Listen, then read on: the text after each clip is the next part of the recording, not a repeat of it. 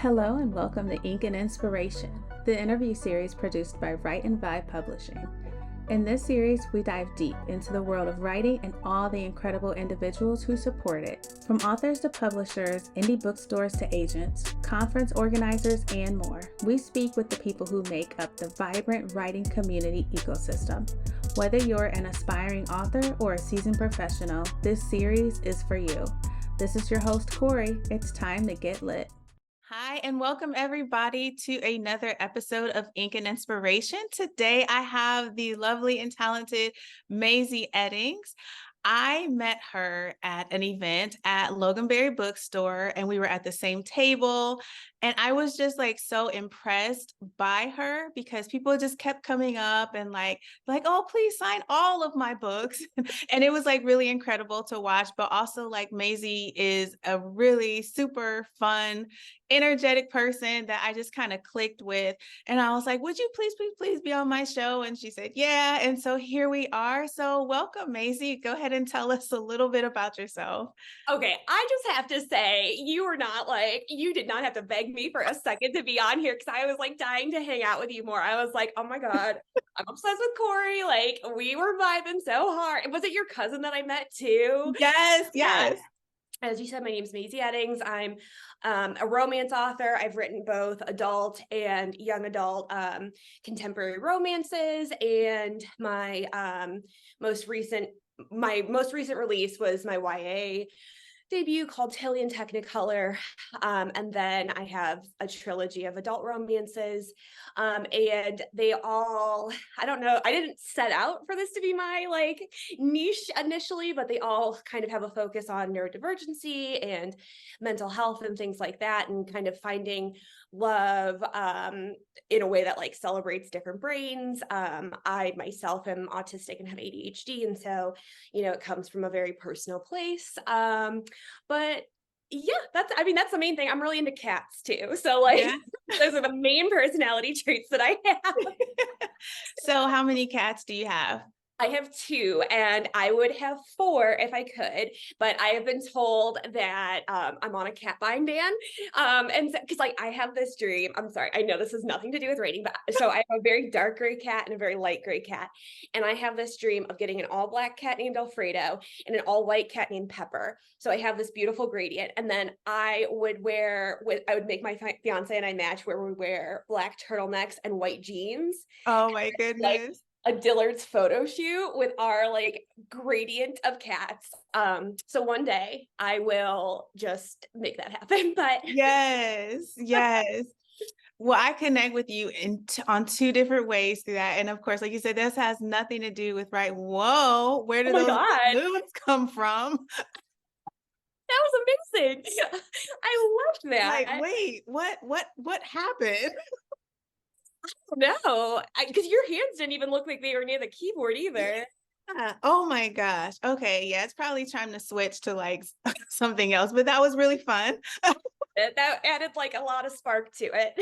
Yeah. So the first thing I used to have a dog and a cat. One was black. The cat was black and the dog was white. So I totally get it. The vibe.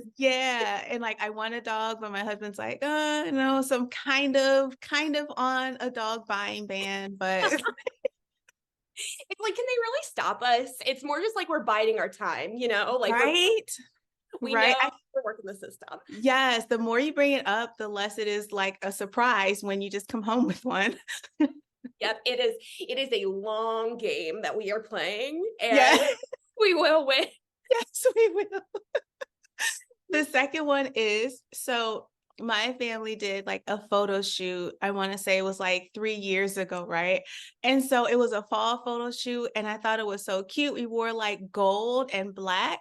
And then we're walking and we're looking at these pictures and we're like, oh my God, we look like a Sprint commercial. And it was like, we were like, oh, what did we do? Like, I didn't think that out. I'll have to send you the pictures because legit, we're like a walking Sprint commercial.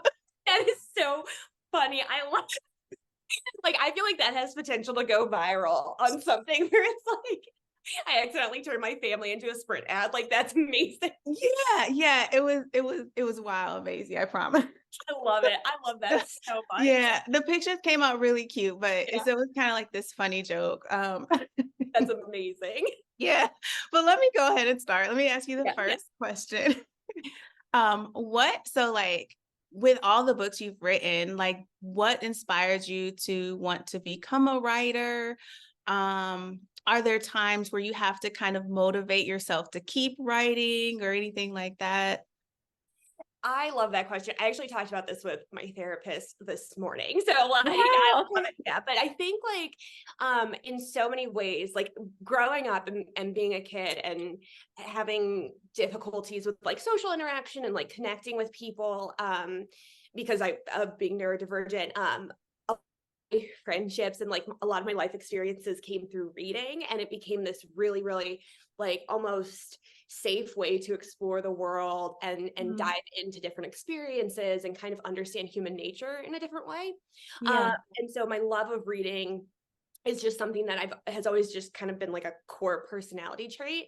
And then being an only child, I was always telling myself a lot of stories and kind of like I spent so much time daydreaming. And then mm, eventually like I got to the point where I was lacking. I was always trying to be a writer kind of like in my teens and like through college and stuff like that. And nothing was ever sticking because I had this idea of what like a writer needed to be, or like what, what a story with like merit had to be. And essentially it's like this concept of literary fiction, right? Where it's like yeah, it's to be like this dark and sad thing. And then I just one day kind of got this idea. I heard these, essentially, I heard these voices in my head, right? yeah, yeah, It was yeah, like, okay, so a socially acceptable way to like say that is like to be a writer, So yeah, yeah. I started just toying with like, I just started tapping in and listening to these voices and these people that were popping into my head.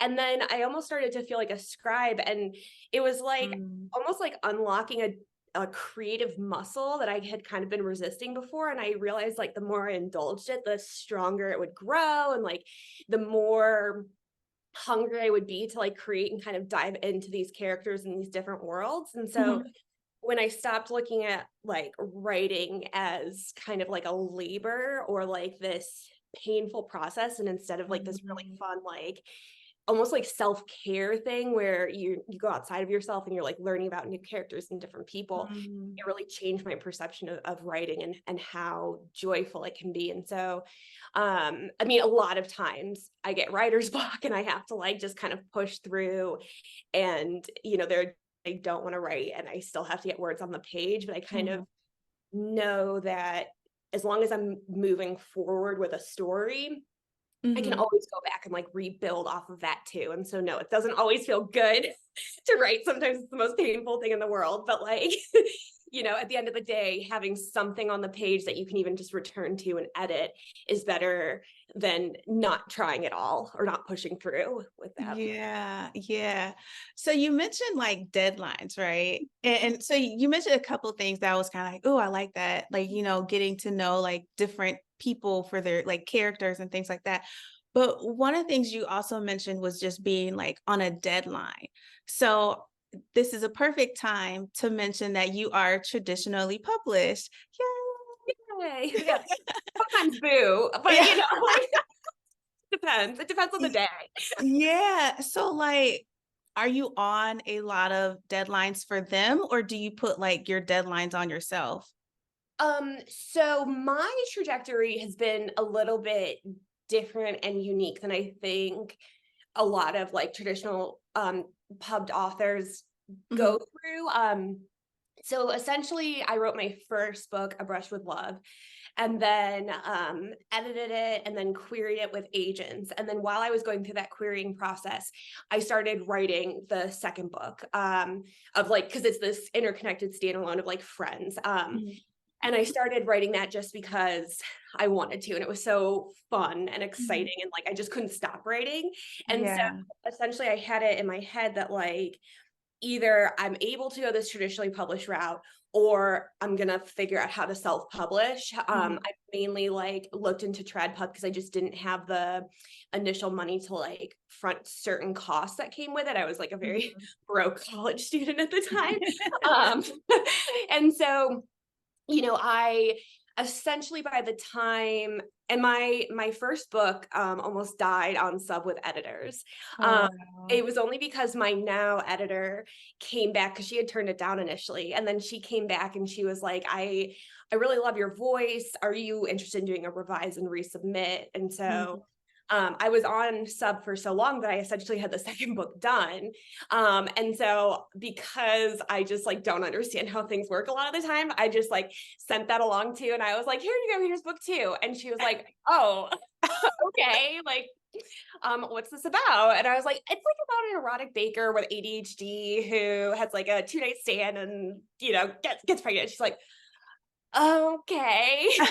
So, thank God she ended up actually really connecting with that story too. And so, Yeah. because I was kind of ahead of the curve on like having that second book done already, she Right. to experiment with like doing a much shorter or like much more condensed publishing schedule than you normally see with traditional Mm. pub. Mhm. She was wanting to do 6 months apart. And so I've done that now for 2 years. I just had my fourth book come out, and then the fifth one comes out in April of next year.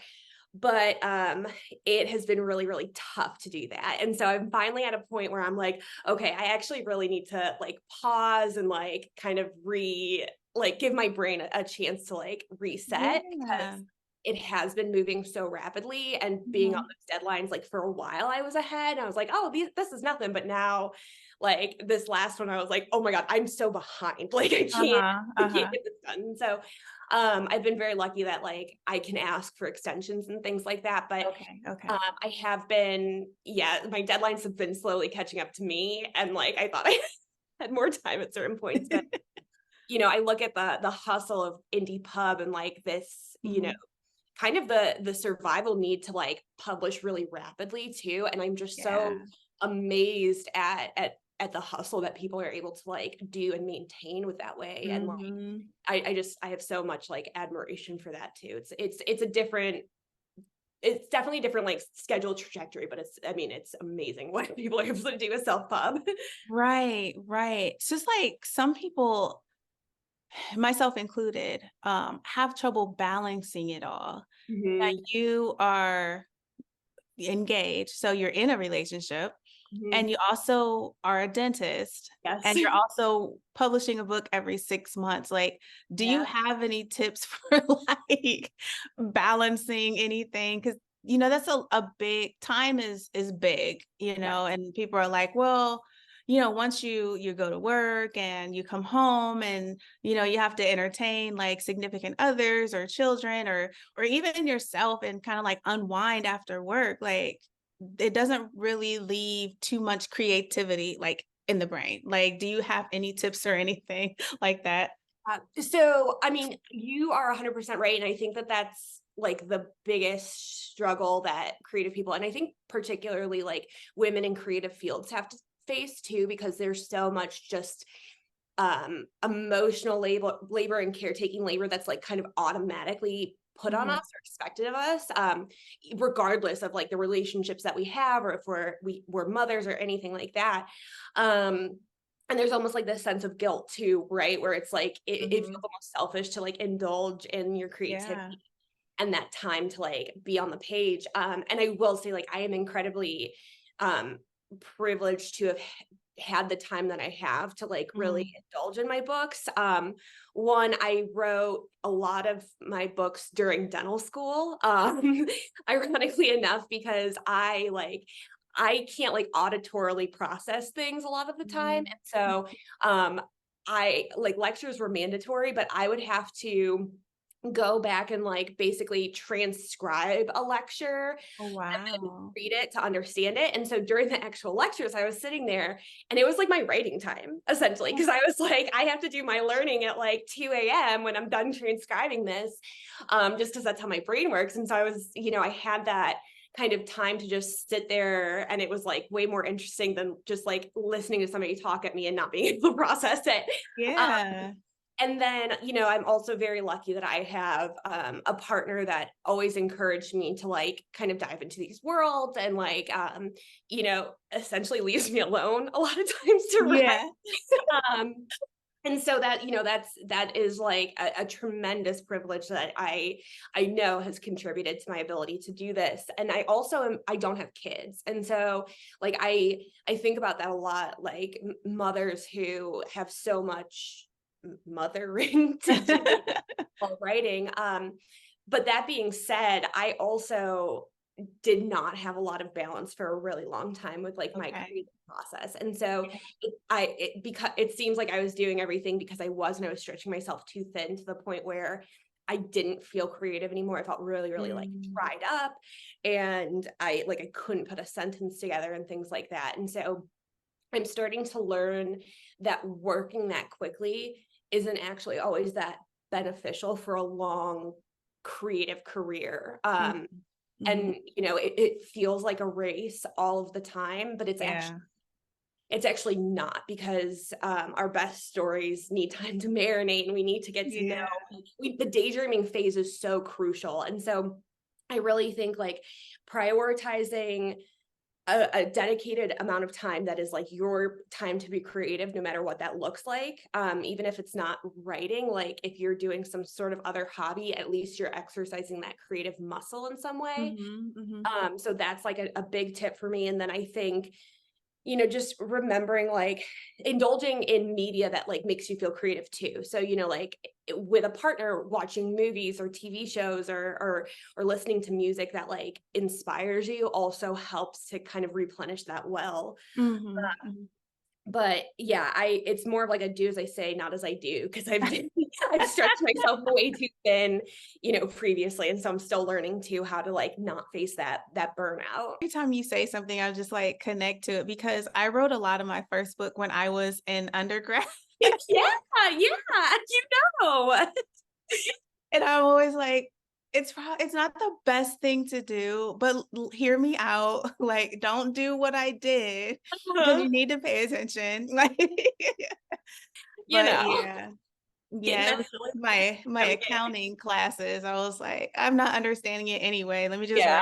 write. Yes, exactly. It's like, well, I could sit here and panic about how I'm dumb, or I can just like write my book and figure the learning stuff out later. Right, exactly. Like, I'll choose to write. Yes, exactly. At least writing makes me feel good in these moments. Yeah, yeah. Oh, so you mentioned that, you have ADHD and autism. So, like, how do you approach writing about sensitive topics such as neurodiversity, especially in a world where I was sitting next to you one time and a guy approaches and he says, "Well, everybody's neurodiverse these days," and I'm and we looked at each other Yeah, like, I know. That "No." honestly, that shared look between us though was like what set off this connection, because I was like, okay, she gets it. Yeah. Yeah, Yeah, that was a fun one. yeah, Um, I think I we as writers can only that's a tough question, because it's like I really truly believe in authenticity, and like Mhm. and being honest with that too, right? Like we all have different experiences with these different human conditions and things Yeah. like that, and we can like the best thing that we can do when we're sitting down at a page is just be as authentic as possible, whether we're telling our own experiences or learning from other people's like relationship to this human condition or things like that. Because I really do think that if we're like willing to learn and be vulnerable and kind of like engage in the myriad of perspectives that come with something like that, we can infuse that into a character in a way that also feels really authentic. And so like a lot of my friends, I are either somewhere on the autism spectrum or have ADHD or something like that too, where it's like we present in very different ways, but we Mm. have these connections and navigating these worlds and stuff like that. And so surrounding myself with people that not only kind of experience the world in ways similar to that I do, or like have similar struggles that I do, allows me to look at my characters with unique perspectives and kind of how they would navigate the world, even if it's not how I would do it necessarily with like a safe diagnosis. And then the other thing is you have to protect your peace. Like it is Yeah. so there are so many people out there that will really burst your bubble or just say like the most insensitive stuff, and Yeah. it can really ruin your day and your week and like feel terrible. Yeah. But if you can create boundaries where you're not reading reviews online of your work, where you're not engaging with like social media tags that are negative or things like that, Mhm. then if you're surrounding yourself with people or fellow writers or friends and family that love you and like this perspective that you're trying to tell and things like that, I think that that's the best way to keep going, because otherwise it just kind of sucks sometimes. Yeah. Yeah. So like, do you ever have to then do research for your writing in order to make sure like it's accurate or anything like that? For sure. Yeah, I feel like, well, part of it too is in a lot of ways, I feel like my autism is like this huge like creative blessing, because Mhm. I have no like natural grasp on social norms or like, Okay. navigating situations. And so I've spent my entire life really closely studying people. And there's like this natural instinct to kind of mask as an autistic person, uh, Mhm. and try to like fit into these social norms that you don't really understand. And so I'm very thankful for that impulse to like want to learn and understand how people are interacting, because it's made me, I think, very observant of just other people in the world and how they're going about their day and their interactions and Mhm. just kind of navigating through life. Mhm. Um, and so, yeah, just taking the time to like observe other people in so many ways is really great research that Mhm. writers can do, and just kind of trying to better understand human nature. And then, I read a lot of books. I've always just kind of been fascinated, because my personal niche and interest is how brains work, and like, Mhm. finding Mhm. love and connection with these different neurotypes. And so I read a lot of like psychology books or Oh, books wow. about, yeah. So like, the book, The Body Keeps a Score. Yeah. Yes. So like I found that like a hugely helpful book about research, because one of my characters Mhm. has PTSD. And Mhm. like that was something I had experienced, but I wanted to understand, from like a very like almost clinical but also empathetic perspective on like how it presents, or like what are these lasting long-term impacts, on people outside of my own experience. And so yeah, I feel like research on just human nature in general is like one of the really fun parts too, because it makes me feel closer to people and Yeah. characters. And then this is going to sound so silly, but like Reddit is such a good source to kind of understand human nature in a lot of ways, Yeah. because Okay. it's like people say really unhinged stuff on there. Like it's a weird forum to navigate, but like Yeah. it's really a very like, I feel like very honest kind of portrayal of how people think and interact, and especially Mhm. in different like subtypes or like identities or just like interests and things like that. And Yeah. 'cause it's this anonymity that we don't see on like Instagram or Twitter or whatever it's called nowadays, where it's like Yeah. people are being like a very authentic version of themselves. Mhm. So, I mean, and that's a free resource that we Yeah. Yeah.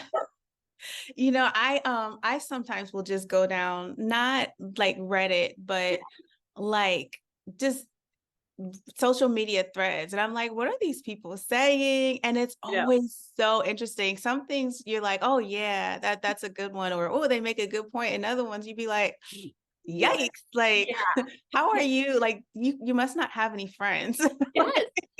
And I think that's so important too, because we have to understand these, like, almost not understand them, but we have to acknowledge that like horrible takes and like really bad actors like exist in the world. And like Yeah. that is a literal antagonist that we have to like combat as humans. And like, Yeah. it raises the stakes in books too, Mhm, to have mhm. this kind of, can I swear on here? Yeah. A shithead that you have to like No, I was like, I don't know. I'm like, I've held back so many instances, and I'm like, okay, I just need to know if I'm in the clear for it. You're totally good. You're good. Okay, awesome. Thank you. Like, what is your most challenging aspect of writing? Is it creating the multi-dimensional characters? Is it creating their worlds? Is it like the storylines that you have to come up with? Or is it like having to do it every 6 months? Also hard. Are you? Oh, what's the hardest part? I think, I really struggle with external conflict, and like, because I don't know, maybe because I'm too in my head, and so I'm Huh? like everything, so often like I default to like internal conflict and things like that, which I really enjoy writing about, but it's Mm, not it doesn't like create as high of stakes when writing. mm, And so yeah, trying to push myself to think more externally is definitely a challenge. mm. Um, and then um I don't know. What's your heart? Like, what do you find the hardest? Yeah. So my hardest one is actually not moving the story along so fast. Mhm. Like they're like, slow down. I'm like, but then they're like, so much stuff happened in this one book. I'm like, really? Like a lot?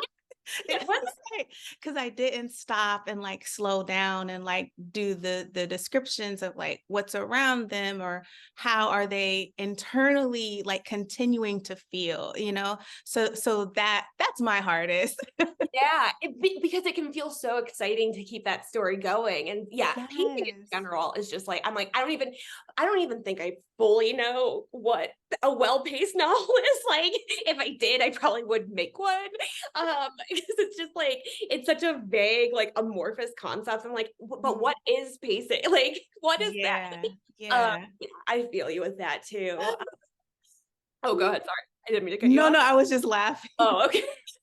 Yeah, I think and then just being like, I think it's hard to, at least for me, to see my characters upset for an extended period of time. Like, Okay. especially writing romance where, kind of within the genre, there's generally a conflict or a third act breakup or something like that. Hmm. I just want to be like, oh, we're fighting, and then it's like, we're done fighting. Like, because I don't want to sit in the sad emotions or my characters to be sad. I'm like, just kiss. I know. Just get some makeup and everything will be Yeah, fine. yeah, it's fine. And so yeah, I think like just allowing myself the space to like be sad with them as need be, but otherwise, Mhm. yeah, I don't love I don't love hurting them. I know some people like Yeah, I love know. dumping the pain on their characters. That's gonna be me. Yeah, no, same. I'm like, I just want everything to be happy. Like I didn't Yeah. start writing because I wanted everything to be like gloomy. Like I want to write a happy book. Right. Same. I recently I was writing a short story on like Kindle Vella, right? Yeah. And in it, the character had went through a period of when she tried to like commit suicide. And so like I just kind of like glazed over that in the beginning. And then like at the like she had this moment where she had to go back in time.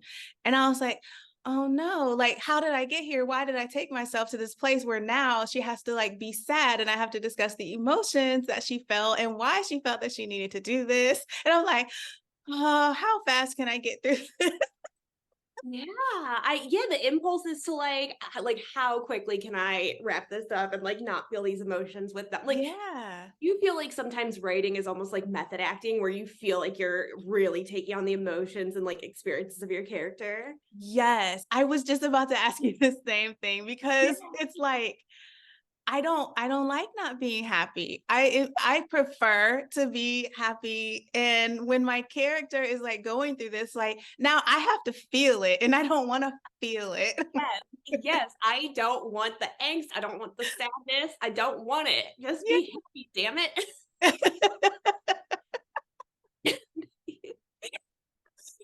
I would Yeah. I would say that we should co-write a book, but then there would absolutely be no conflict whatsoever. Like it would just be pure mush the entire time. We have two similar perspectives on that. way too similar. They're like, so what bad happens? Like nothing. It's just a happy story. Yeah, what do you mean? Yeah. I'm like, I don't know her. None. Absolutely none. Oh my goodness. So like, do you feel okay, you said you're on your sixth book? Let's see. So my fifth one publishes next April. I just turned in my sixth. And Okay. I'm like toying with the idea of my seventh right now. Ooh, okay. Well, first off, congratulations to that because that's like a lot and hats off to you.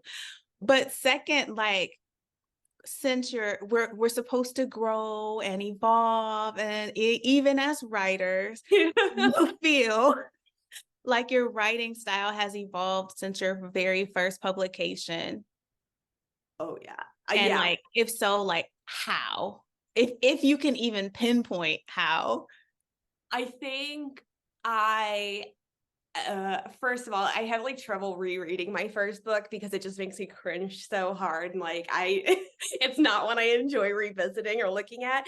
Yeah. And yeah, that's hard to say like to pinpoint exactly what it is. But I would say I think honestly, one, I write leaner drafts now than I used to, Mm. whereas I would have to like finish it and then cut a lot because I was just like Mhm. very indulgent with my words and the feelings and Yeah. and so I write much leaner now than I used to.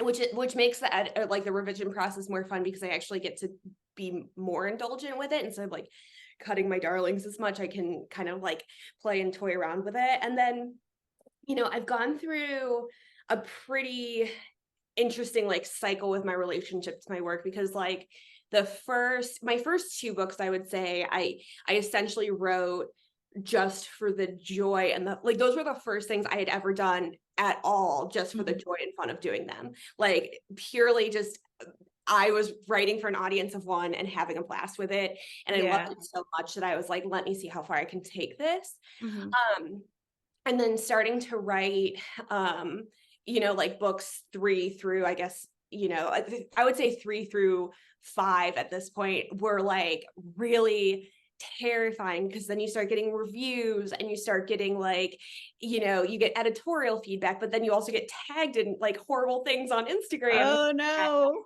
Yeah, and so then you have like your worst faith reader kind of like hovering over your shoulder while you're typing Mhm. and you kind of lose that sense of like doing it just solely for yourself and for your own enjoyment and you kind of Yeah. feel like this need to write for your readers and like write Mhm. something that they'll enjoy and they're at the forefront of your mind which is a good thing because you want Yeah. to please your readers but it's an impossible thing to actually do at the end of the day and so Yeah. I've kind of gotten back to the point now where I have this new and fresh spark about writing because it's like Mhm. I'm doing it because I love it and like I'm in love with these characters and like I kind of now I'm just like I hope people like it, but if they don't, I don't give a shit because like I'm Yeah. not responsible for their feelings at this point. And so that it's taken quite a few books to get back to that point of like excitement and less stage fright, like engaging with the page. But I'm kind of glad to be I'm actually no, not kind of. I'm very glad to be back at that point where it's just a fun and like a cathartic thing to do to write. Yeah, that's like I think like some people or readers, they don't realize that like book writing is an art form, right? Mhm. Because it's like we're just telling a story. So it's like if somebody is like just telling a story like in person, like, oh yeah, this happened and this happened. Someone's not gonna be like, well, that story is awful and I hated in the middle where they did this. And it's like, it's a story. Like I'm Yes, telling you a story. yes, yes, 100%. Yeah. Yeah, and so it's like there's that hard balance, like you said, of like you'll get so many people that be, oh, I love it, I love it, I love it. And then you have the one person that's like, well, I really didn't like it. And of Mhm. course, they're welcome to they spent their money, so they're welcome to their opinion. But then like that opinion does stick with the author because they're now comparing that one negative review to what they're writing now. It's like, well, how can I make sure that I don't get that negative review again? Exactly. And I think in a lot of ways too, even seeing positive reviews, Mhm. it can create this sense of fear, like, oh my God, I'm never going to be able to like recreate that, you know? And so Mhm. either way, it's like the saying is so true Mhm. that reviews are for readers. And like once a Mhm. book's published, it kind of stops being my business, because it's like, I've gone through the editing and the revision process, and Yeah. like I've spent so much time with that story that by the Mhm. time it comes out, especially with like the traditional pub kind of timeline where Yeah. I basically finish up a book a year before it comes out. And so Mm. I've largely like moved on and am working on something new. And so like, being tagged in a negative review, or, being sent like unsolicited feedback on it is Yeah. relevant, because I've moved on, and I also Mm. went through the process and pretty much did what I could for it. And Yeah. I'm on a different story. And like, it's so yeah, reviews are so much for readers. They're none of my business. Once the story's Mhm. out of my hands, it's none of my Yeah. business. And you can only just keep on chugging and plugging away at the next book and stuff like that. So yeah. And one thing that you said too is like this, how books are art, and we kind of forget that. And I think what's almost really tricky about being a writer is like books are one of the forms of art that are so commercialized. So it's like you're Mm. creating this art, and then Yeah. it's packaged into a product, right? And so you Yeah. have like this Yeah. really deep emotional connection to your art, but then Mhm. it feeds into like this consumerism thing that I could go on and on about. But it's like Yeah. Yeah. it's a weird mind space and like Mhm. to navigate in general. So, like, with of all the books that you've written, right? So I have this one right here, Lizzie Blake's Best Mistake, and it's signed. And I love it. Okay, so this will forever just be my favorite book because of how it's autographed. But I gotta know, um, do you have your own favorite book that you've written? Like, which one is your favorite? Oh, that changes too all the time, I feel Does like. it? Yeah, it does. For a long time, my first one was my favorite, just because the experience of writing it was so like Mm, special and kind of liberating in a lot of ways. And then because it was the first thing that like became kind of widely available to readers, now mhm. I have like a kind of a more distance relationship from it, because as like a baby author, I internalized a lot, like I said, a lot of reviews and like kind of Okay, stuff. okay. Lizzie's book, the one that you have, uh, Mhm. might be my current favorite, just because it was so like indulgent in just like Mhm. bonkers plot and like being silly. And I wrote that kind of during the early phases of COVID too, and so Okay, it was yeah. such a joy to write, and such an escape, and like Mhm. just this really really like from start to finish, it felt very like vibrant and fun to write. And so I have like a really strong bond with that one. I would say my third book, The Plus One, is probably the one that I'm proudest of, um, Mhm. because I pushed myself the hardest, and that was the hardest to write. Okay. That one I had to rewrite. Like I turned in a draft of the book to my editor, and I turned it in pretty far in advance. And I even sent a note, and I was like, I know this is not it. Like there's something seriously wrong with this, but I can't figure out what it is. And Yeah. then she sent it back, and she was like, yeah. She's like, she saw what it could be, but she Yeah. was like, yes, it's not there. And so I ended up Mhm. rewriting it in like 4 to 6 weeks. Oh, Um, wow. yeah, I mean, there was a lot of like the dynamic of the relationship stayed the same, but there was a lot of Okay. like different plot points and tropes that were added in. And that one Mhm. was one where there was a lot of angst in it, and like a lot of processing of like sad emotions. And I Mhm. think that initial draft, it felt incomplete because I was too scared to like go there, like, and let the Mm. characters feel that. And so during the rewrite, I opened the floodgates, and I like got really vulnerable with my own feelings and my characters' feelings and things like that. And so it really was like a labor of love. And so that's probably why I'm proudest of that one, even though it was the hardest. Um, and then Yeah, all the other ones. I mean, I love them all. But those first three are probably the ones that will always like stick with me the most, I think. Yeah, when we do like writing and stuff, and they always talk about artists and their emotions, and oh, and people like to stare at the walls when they're looking at the art. They're like, oh yeah, I can just feel where he was going, or she was going, or they were going.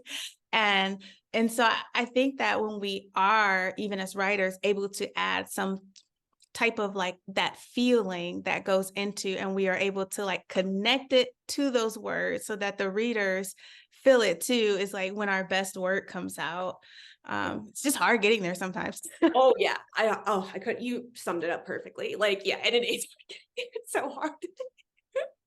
Some people have these goals, like, well, I'm not going to consider myself a success until I don't know, sell 1 million books, or until someone tells me it changed their life, or like, do you have any like personal goals that you measure your writing success by?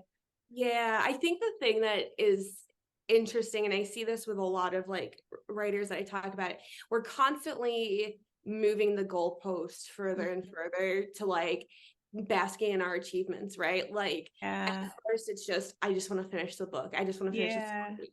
And then it might be, I just want to like get 100 reviews on Amazon and like, or Mm, I want to get an agent, or I want to get it traditionally published, or we keep moving that goalpost of like yeah. what that success looks like. And that's a conversation I've had with my um, fiance a lot, because for a hot minute there, I felt like a really huge failure, Oh no. essentially.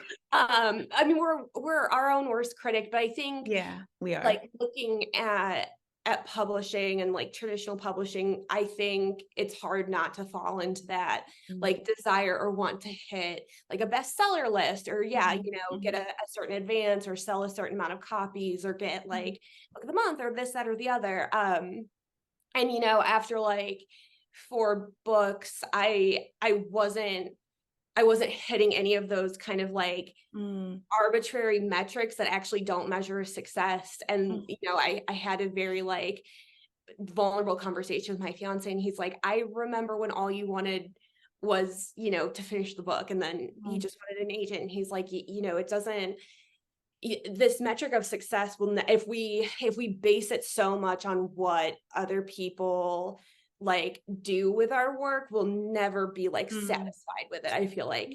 And Ooh, so yeah. yeah, and so I'm trying to like reframe like my personal feelings on success. And so I think it feels really uncomfortable to call myself successful, because I think Mm, it's just hard to like kind of give yourself credit for things. But yeah. I'm trying to lean into this idea that like I have been able to kind of build a career doing this thing that I love so deeply, and Mhm. like still find enjoyment in it. And so to me, like, yes, that is success. And sometimes I don't feel that, because I'm like, I want to hit the New York Times. I want to be a USA Today Yeah. bestseller. But like, also I can't spend all my time basing my worth and my character's worth on how many people buy it, because it's out of my control. All I can do is focus on the work. So I don't know. Yeah. That's a tough question. That was a good question. That like stopped me in my tracks for a second there. Yeah, no, because like you said, we're always moving the goalpost, and so it's like, if we continue to move the goalpost and we continue to just produce work, Mhm. how do we at some point feel successful, or do we just end up our whole lives like, I'm just a writer? Like, you're a lot more than just a writer. Yeah. But you also mentioned something, and this will be my last question for you, but you mentioned like you've built a career, right? And but you have a career as being a dentist. So it's like, do you have a personal goal of being a full-time writer, or are you content with like pulling double duty? Like, I'm an author and a dentist, and this is just like what I am, and I love it because I love my jobs, or do you kind of, people, especially like in the indie world, we're all just, and I don't know how much of this is the same in the traditional world, but indie artists, we're just like, we just want to stop our full-time job because most times we hate it, and we just want to be a full-time, writer. But a lot of times you don't make that much money as a writer. So do you have that same goal? So I would say I feel like the sentiment among traditional published authors too, at least from the ones that I've talked to, that is also like kind of this big goal and everything. Yeah. And I think more than a goal, sometimes it's a fantasy. Okay. For me, where I picture this life of waking up and being able to stay in my sweats and write and like spend my day like being creative and like having that space and stuff. But then I think in a lot of ways, I enjoy the structure of having my full-time job that I go to, and I also like interacting with people, and like I feel really fulfilled in like being able to take care of other people. Like I think that's just very much like I think I'm a caretaker by nature. And so I think if I had to like name like an ideal situation, I would get to the point where I could almost be working like 3 days a week as a dentist, and then, the other 4 days as focused on writing.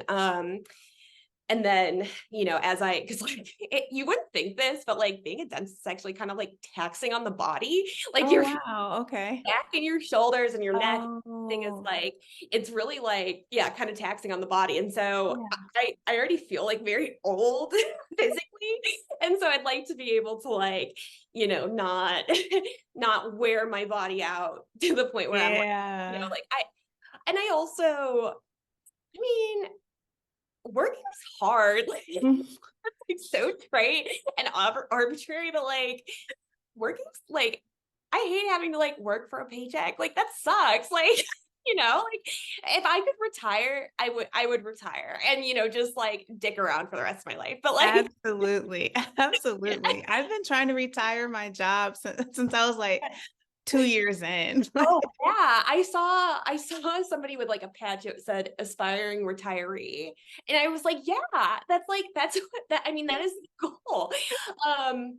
So yeah, I think as much as I love both of these jobs, I don't like work. I don't know that anybody actually does like work. And I think I fantasize about the idea of being a full-time author, but I think I would feel too much pressure also on the creative process to like make me money and like be my livelihood and survival and things like that. And then it would almost like scare the inspiration away to have all the pressure of it. So yeah, but maybe I'm just like also just trying to tell myself that so it doesn't like feel as sucky to work 2 jobs. But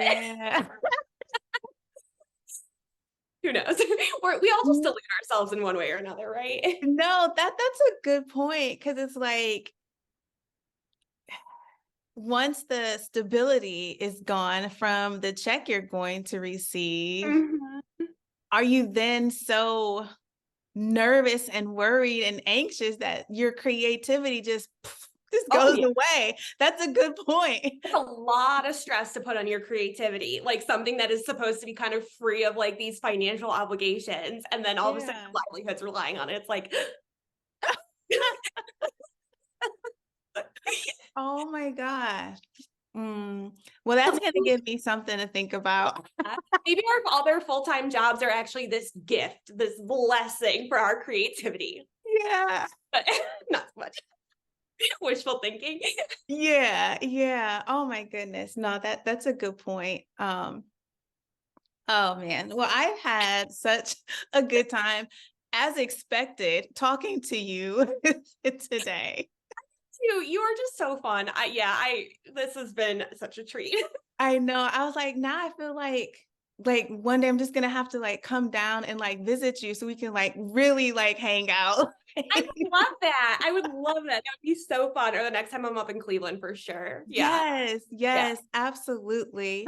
I thought you were about to say, "Oh, I haven't recorded any of this," and I was gonna. Oh my gosh! Could you imagine?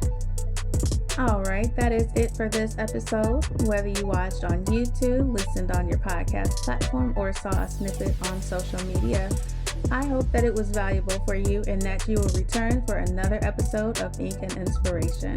Have a peaceful, prosperous, and joy-filled rest of your day. Catch you later, social fam.